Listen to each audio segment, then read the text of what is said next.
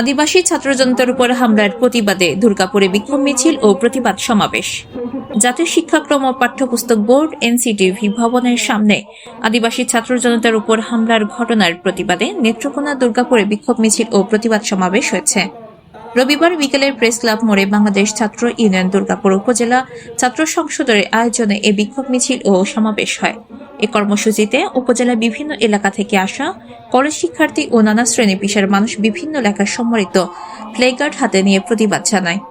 সমাবেশে বক্তারা আদিবাসীদের সাংবিধানিক স্বীকৃতি প্রদানের দাবি জানিয়ে বলেন, উগ্রবাদী সাম্প্রদায়িক গোষ্ঠী আদিবাসী ছাত্র জনতার উপর বর্বরোচিত হামলা চালিয়েছে।